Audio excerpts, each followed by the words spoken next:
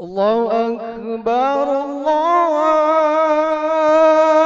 إن الحمد لله نحمده ونستعينه ونستغفره ونعوذ بالله من شرور أنفسنا ومن سيئات أعمالنا من يهده الله فلا مضل له ومن يضلل فلا هادي له أشهد أن لا إله إلا الله وحده لا شريك له وأشهد أن محمدا عبده ورسوله اللهم صل وسلم وبارك على هذا النبي الكريم وعلى آله وأصحابه ومن تبعهم بإحسان إلى يوم الدين.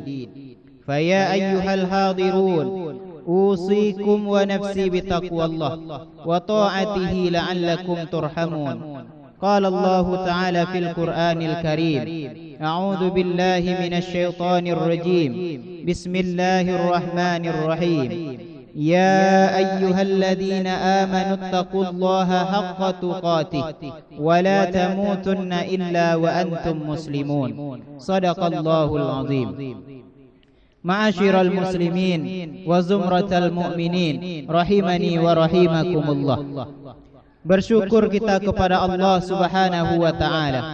Mudah-mudahan kita tak termasuk hamba-hamba Allah yang kufur pada nikmat Allah. Coba kita bayangkan kaum muslimin, kalaulah tanpa nikmat dari Allah Subhanahu wa ta'ala, apa yang rasanya mungkin bisa kita lakukan?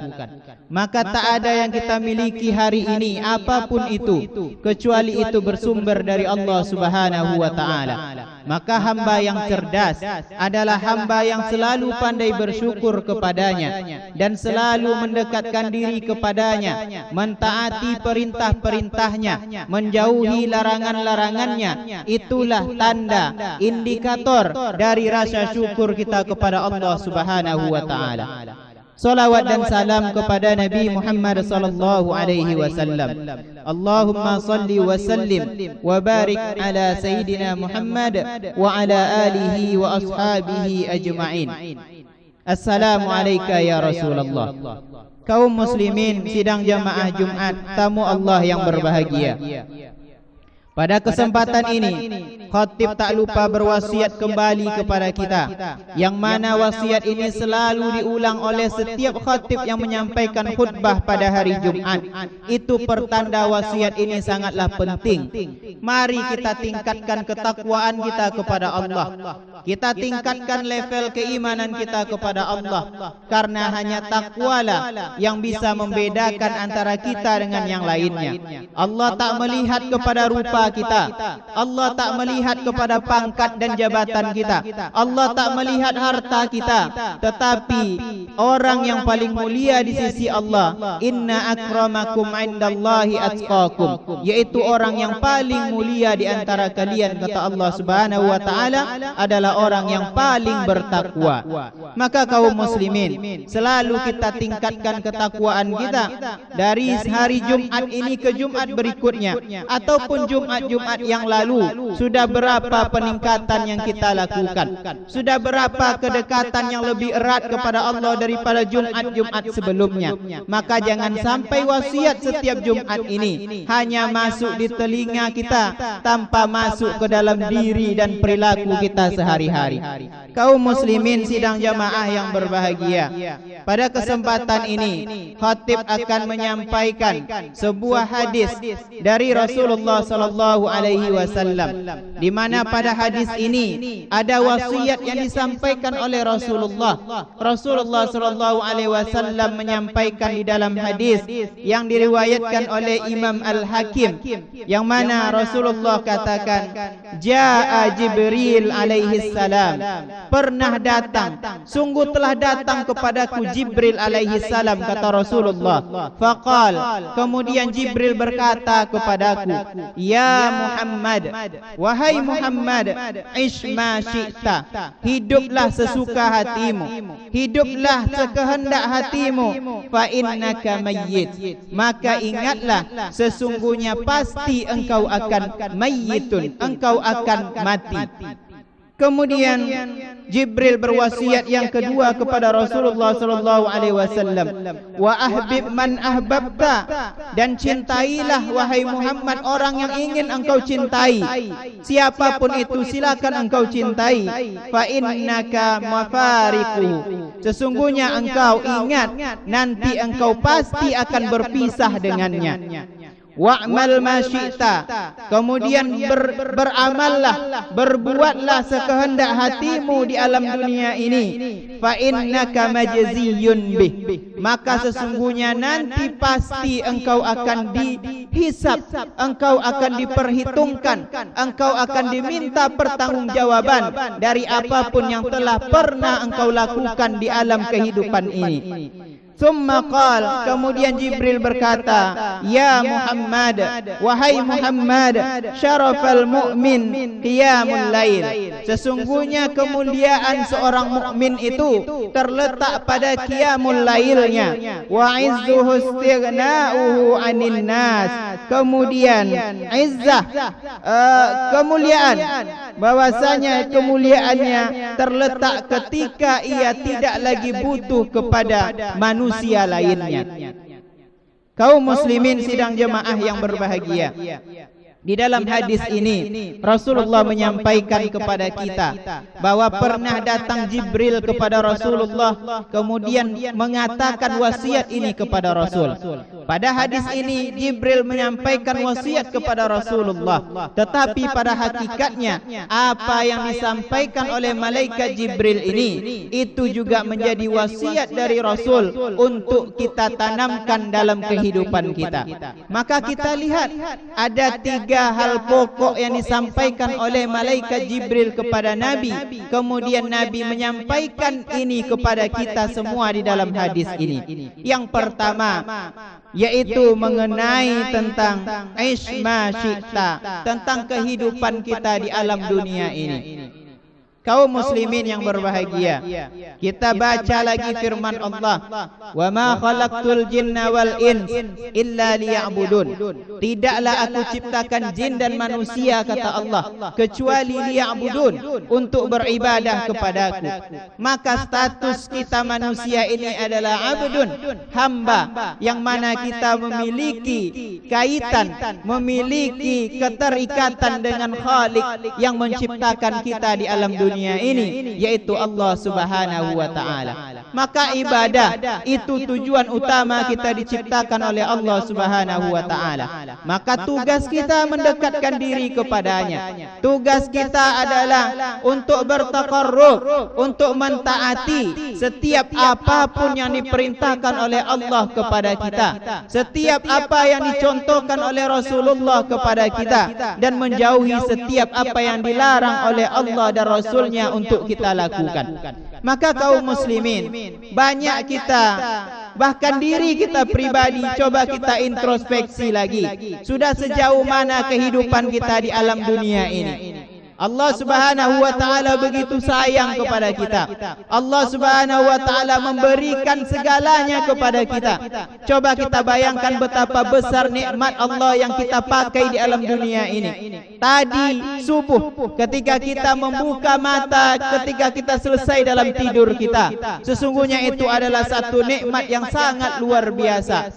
Maka Rasulullah ajarkan kepada kita dari hal kecil sekalipun, ketika kita bangun dari tidur kita duduk sejenak, kemudian kita mengucapkan alhamdulillah, kemudian kita membacakan doa, alhamdulillahilladzi ahyana ba'dama amatana wa ilaihin nusyur.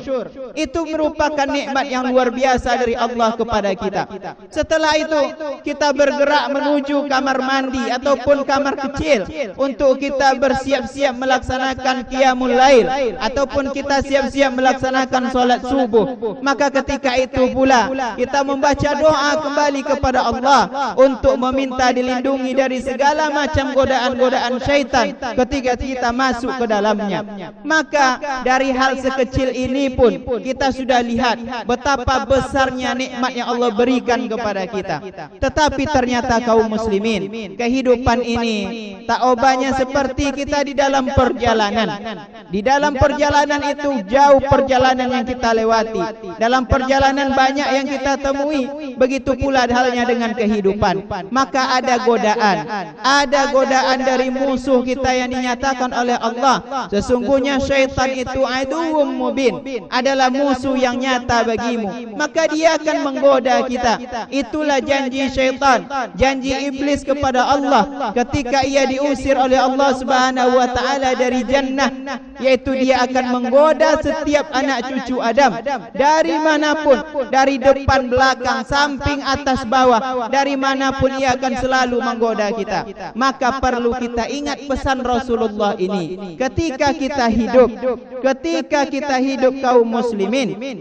Maka kita jadikan kehidupan ini sebagai jalan untuk nantinya bisa selamat di hadapan Allah Subhanahu wa taala. Jibril ingatkan, "Ish ma syi'ta", hidup sekehendak hatimu, buat apapun yang ingin kamu lakukan, tapi ingat fa innaka mayyit, engkau pasti akan mati. Nah, maka dalam kehidupan ini, ketika nanti kita telah berpisah dengan alam ini, ketika itulah kita menyesal. Ketika itulah kita menyesali perbuatan yang dulu kita sia-siakan umur yang Allah berikan. Hiduplah kita di alam dunia ini dan kita gapai ridha Allah Subhanahu wa taala. Al-yawma nakhtimu ala afwahihim wa tukallimuna aydihim wa tashhadu arjuluhum bima kanu yaksibun. Pada hari ini akan kami kunci mulut-mulut mereka, kata Allah, nanti ketika kita tidak lagi di alam dunia ini. Nakhtimu ala afwahihim wa tukallimuna aydihim, dan akan berbicara tangan-tangan mereka. Tangan kita akan menjadi saksi dulu dalam kehidupan kita apa yang kita lakukan. Wa tashhadu arjuluhum, dan kaki mereka akan menjadi saksi bima kanu yaksibun, apa yang dulu mereka lakukan di alam dunia mereka. Maka ingat pesan Rasulullah ini, hati-hati dalam menjalani kehidupan ini, karena tak selamanya kita ada di sini kaum muslimin.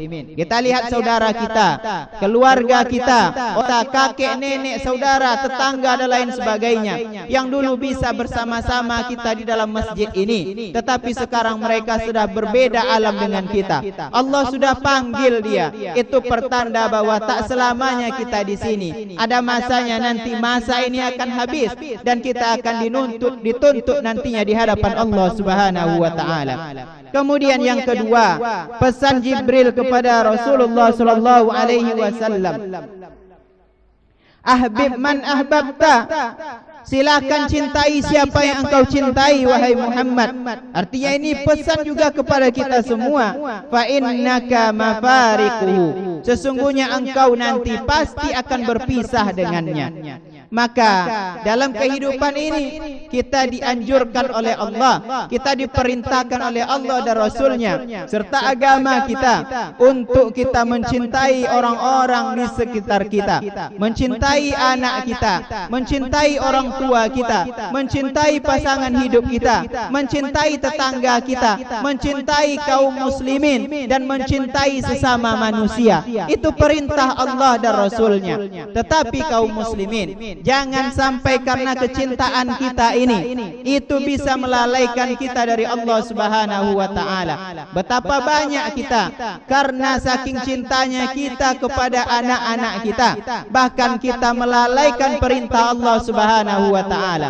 Karena kecintaan kita kepada keluarga dalam mencari nafkah yang merupakan kewajiban bagi kita sebagai seorang laki-laki dan kepala keluarga, bahkan kita melupakan waktu-waktu solat kita menghadap Allah Subhanahu wa taala. Dan betapa banyak kita yang khilaf, kita yang lupa, tidak lagi menyeleksi harta-harta yang kita bawa pulang, apakah harta itu halal ataukah haram. Maka perlu kita cerdas dalam memilih ini kaum muslimin, karena Rasulullah pesankan di dalam hadis ini, pernah Jibril berwasiat kepadanya, cintailah olehmu siapapun yang engkau cintai, tetapi ingat engkau pasti akan berpisah nanti dengannya. kaum muslimin yang berbahagia. Di hadis lain Rasulullah sallallahu alaihi wasallam menyampaikan bahwasanya nanti ketika kita sudah meninggal dunia, maka ada 3 yang mengikuti kita sampai ke pekuburan kita. Yang pertama adalah harta kita. Harta yang mungkin kita memiliki mobil, maka mobil akan ikut mengangkat menyongsong jenazah kita ke pekuburan kita, mengiring jenazah kita, dan harta-harta lain. Kemudian yang kedua adalah keluarga. Keluarga juga akan ikut mengiring kita. Dan yang terakhir kata Rasulullah adalah amal kita. Kemudian dari yang 3 itu pulang 2-nya, yaitu keluarga dan harta pasti akan pulang setelah kita dimakamkan. Fayabqa wahid, maka yang tinggal hanyalah 1, yaitu amal kebaikan yang kita lakukan ketika kita masih hidup di alam dunia ini. Maka cintailah orang-orang yang kita cintai, maka jangan sampai kecintaan itu melebihi cinta kita kepada Allah. Jangan sampai cinta kita kepada makhluk melebihi cinta kita kepada Allah dan Rasulnya, dan cinta kita kepada agama kita yang mulia ini. Maka cintai Allah, cintai makhluk, kedua-duanya kita seimbangkan. Ketika datang masanya kita menghadap Allah dalam solat-solat kita, maka kita datang ke masjid Allah, datang kita ke rumah Allah untuk menunaikan ibadah solat dan ibadah-ibadah lainnya. Kemudian yang ketiga, wasiat yang terakhir dari Jibril kepada Rasulullah sallallahu alaihi wasallam, wa'mal ma syi'ta fa innaka majziyun bih. Maka dan berbuatlah sekehendak hatimu, berbuatlah sekehendak hatimu, fa innaka majziyun bih. Sesungguhnya engkau akan dihisab, engkau akan ditanyakan, engkau nanti akan datang di satu masa, yang masa itu disebut dengan alam jaza, yang di situ kita ditanya, kita ditimbang, kita diperhitungkan amalan-amalan yang telah kita lakukan di alam dunia ini. Maka ketika itu banyak orang yang ketika dia dihisab oleh Allah Subhanahu wa taala, mereka yang senang hatinya. Kenapa? Karena dulu di waktu mereka masih hidup di alam dunia ini, mereka pergunakan dengan sebaik-baiknya. Dan tidak sedikit pula di masa itu kaum muslimin, orang yang menyesali perbuatannya dan menyesali kehidupannya dulu. Kenapa dia hidup dulu di alam dunia sebelumnya? Allah Subhanahu wa taala berfirman di dalam surah Al-Haqqah, yang mana Allah Subhanahu wa taala mengatakan kepada kita, fa amma man utiya kitabahu biyaminih. Dan adapun orang-orang yang didatangkan nanti catatan amalnya dengan tangan kanannya, fayaqulu ha umqra'u kitabiyah, maka mereka akan berkata, kemari, ayo bacalah kitabku ini, bacalah catatan amalku ini. Kemudian Allah Subhanahu wa taala melanjutkan, inni dhanantu anni mulakin hisabiyah fahuwa fi 'ishatir radiyah fi jannatin 'aliyah qutufuha daniyah kulu washrabu hani'an bima aslaftum fil ayyamil khaliyah. Kemudian Allah Subhanahu wa taala melanjutkan, sesungguhnya aku yakin, kata orang ini tadi, orang yang menerima catatan amalnya dari tangan kanannya, ia mengatakan, sesungguhnya aku yakin bahwa suatu hari nanti aku akan menerima perhitungan terhadap diriku. Maka orang itu berada dalam kehidupannya yang diridhai oleh Allah Subhanahu wa taala, fi jannatin 'aliyah, di dalam surga yang tinggi. Kutufuha daniyah, buah-buahnya dekat kepadanya. Kepada mereka dikatakan, makan dan minumlah dengan nikmat karena amal yang telah kamu kerjakan pada hari-hari yang telah lalu dulu. Maka ada balasan kaum muslimin bagi orang yang berbuat amal soleh dalam kehidupannya. Allah akan ganti dengan nikmat yang sangat besar nanti ketika kita sudah menghadap kepadanya. Wa amma man utiya kitabahu bishimalih, dan adapun orang yang didatangkan nanti catatan amalnya dari tangan kirinya, kata Allah Subhanahu wa taala, dari tangan kirinya. Wa amma man utiya kitabahu bishimalihi fayaqul ya laitani lam uta kitabiyah, maka mereka berkata, ya laitani, wahai Allah, Ya laitani lam uta kitabiyah, lebih baik tidak didatangkan kepada kami catatan amal ini. Walam adri ma hisabiyah, dan kami tidak tahu hisab kami ini ya Allah. Maka pada waktu itu mereka akan menyesali perbuatan itu. Bahkan mereka memohon kepada Allah, ya Allah, andaikan kami tidak menerima buku catatan amal ini. Begitulah Allah Subhanahu wa taala menggambarkan betapa nanti kita akan menyesalnya di hadapan Allah ketika kita menerima catatan amal dari tangan kiri. Artinya kita merupakan orang-orang yang nanti tidak lagi mendapatkan kasih sayang dari Allah Subhanahu wa taala. Kaum muslimin yang berbahagia, maka mari dalam kehidupan ini kita ingat pesan Rasulullah ini. Kita jadikan amalan-amalan dalam kehidupan kita ini semaksimal kita lakukan amal kebaikan. Wa amilus solihat, yang mana Allah sampaikan sesungguhnya kita ini manusia dalam keadaan merugi. Illal ladzina amanu, kecuali orang-orang yang beriman. Wa amilus solihat, dan orang yang berbuat amal soleh. Wa tawasau bil haq wa tawasau bis sabr, dan orang-orang yang selalu menasihati dengan kebenaran dan selalu menasihati dengan kesabaran. Apapun perbuatan amal kebaikan, mari kita lakukan. Jangan lihat besar kecilnya, tetapi kita dawamkan diri kita. Kita biasakan diri kita untuk selalu melakukan amal kebaikan, baik yang besar ataupun kecil. Fa'tabiru ya ulil absar la'allakum turhamun.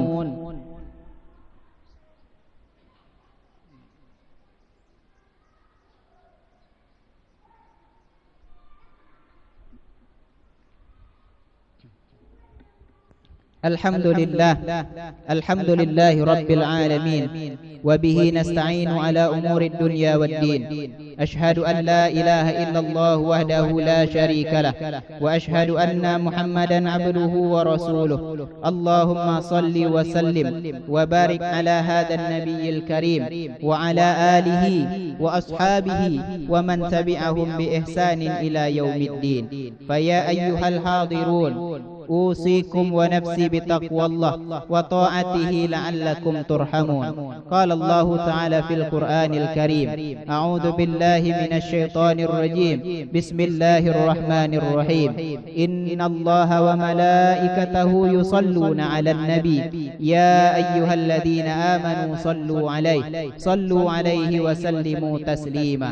اللهم صل على سيدنا محمد وعلى آل سيدنا محمد كما صليت على سيدنا إبراهيم وعلى آل سيدنا إبراهيم، وبارك على سيدنا محمد وعلى آل سيدنا محمد كما باركت على سيدنا إبراهيم وعلى آل سيدنا إبراهيم في العالمين إنك حميد مجيد.